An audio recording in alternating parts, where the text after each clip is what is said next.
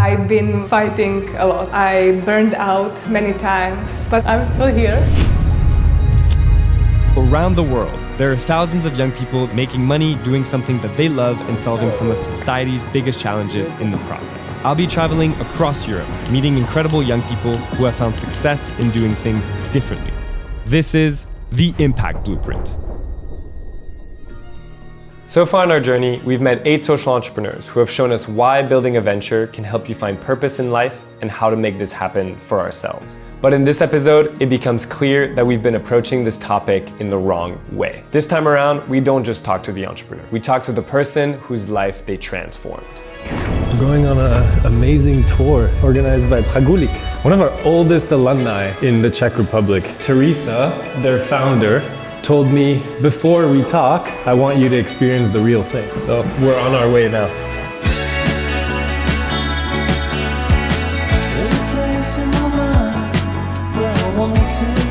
I'm so excited. Sorry we're late. Hello. This is Karel. Nice to meet you. Hi. Martin. The first time I looked into Karel's eyes, I could just tell. This man has seen a lot.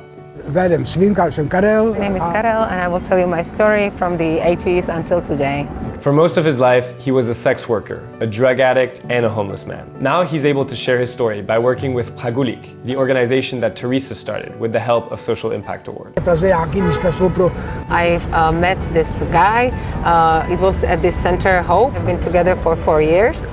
And it's really nice, and that kind of motivated me to kind of put my life back together. He went to Pragulik, he told them his story. And he says he really likes it. He likes it when people ask questions, even if they are a little bit spicy. And I have like lots of debt.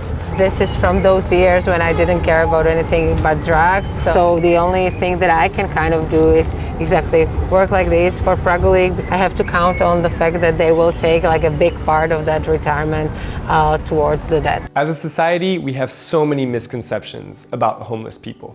But what struck me most about Karel was his kindness and compassion, his genuine desire to teach everyone a little piece of history and change their perspective in the process. What is your how has your experience been also with the people? Because you described it also as something that's kind of helped to advance your life. I have to say that I really like when it's young people and they do really like asking questions. I find it kind of strange that I would sell my body when I was young and now I am telling that story as I'm old and being paid for sharing it and for talking about things that were taboo. Sure.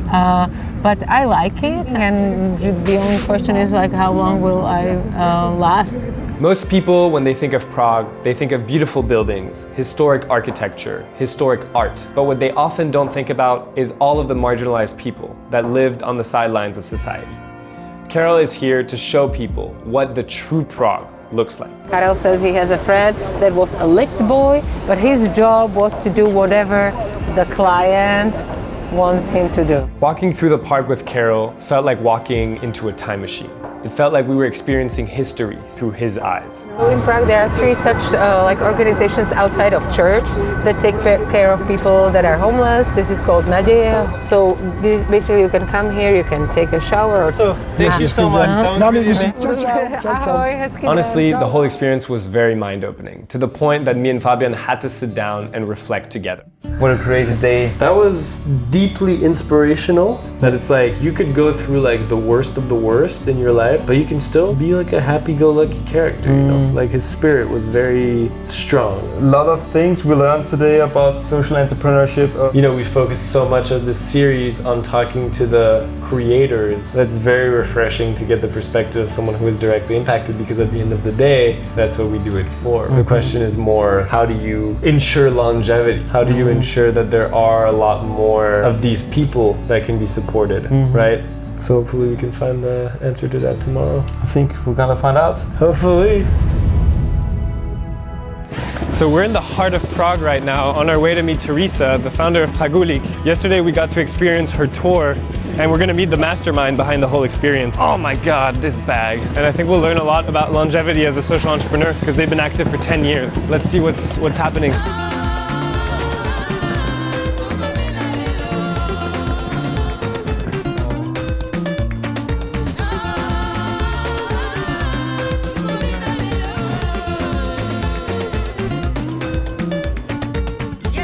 you. Nice to meet you. Super nice. Yeah, I saw the Ashoka office over there. Yes, Yeah, yes. okay. Teresa is the most experienced entrepreneur we've met so far. With over 12 years of experience, running a venture is no joke. It seems like she's kept the spirit with which she started her journey. Nice. This is great. The box of memories. Well, when we celebrated our 5th birthday, some articles on the beginning. This is Karim. 2012. I was 14 years old. Really? Wow, there's so much history here. It feels like a trip down memory lane. Look at this. Oh. This is even me on the Forbes. No way. This is amazing. And this is really Asian. So this is one of the first pictures we had when we started. This was set of first pictures we took. And That's plenty already. I think I already have all these questions coming up. Teresa, I'm on a mission to make the world's first ever guide for young people on how to make a living doing what they love, all while making the world a better place. I had a conversation with Laureen, who told me all about the early stages of taking an idea and turning it into a successful enterprise. But what she also told me was that I needed to speak to someone who has longevity. Are you up for it? Do you think you can maybe provide some insights into this piece, the long-term piece for I will building a try. social venture? Then let's get into some questions, I think. Oh, wait. Have you checked the link in the description? There are all kinds of resources out there about longevity, how you can get a venture to be super successful over the long term. So click the link in the description, you will not regret it.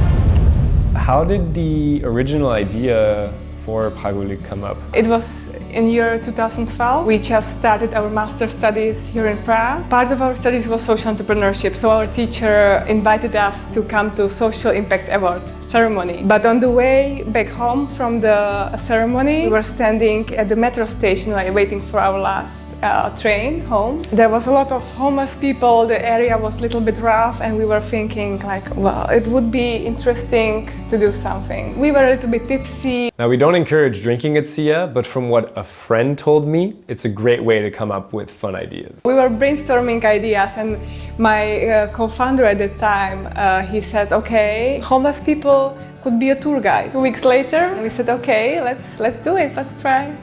How do you look back on those early days? It was crazy, it was fun. I would do a lot of stuff differently, but I didn't have the experience then. And I put a lot into it. And over time I realized that I also need some energy for myself, but I gave away everything to my social enterprise. I really did a lot of mistakes. I regret some of them, but I couldn't do better then. What you're doing now, do you consider it a success? And do you believe that longevity should be the goal for young social entrepreneurs? I think it's a really hard question. I consider Pragulik being very successful. I think we built it a really great brand. Really, a lot of people been on our tours. I think it's 150,000 people been on our tours. 150,000 people is crazy. Homeless people or people in a difficult situation, we give them a job, hopefully empower them. It's a small scale, but it's also important. I think even if you have a business which lasts for a shorter period, it can impact a lot. It can be even your goal to have a short time campaign. Running in the long term, that's hard work. I've been fighting a lot to stay with Pragulik. I burned out many times. Are you still here? But I'm still here. We'd be dishonest if we told you that doing this kind of work would be all roses and butterflies. The truth is, it's just like anything else. If you push too hard, you can get into some serious trouble. And if you're too stressed, your body will literally shut down. Do you have advice for young people that are thinking of starting a social enterprise or have an idea and kind of want to take that leap? I don't think that longevity is actually the necessary goal. It's much more important to enjoy the process, to learn, to play, and to enjoy. That was super insightful. I feel like I learned a ton. The question now is what's next? Well, I think it's also important to show how is it like when you quit, because it's also okay. That's another version of success, right? Yes. I need to find someone who let their venture go, I guess, and then have them show this version of the story. Exactly. That was amazing. Thank you so much.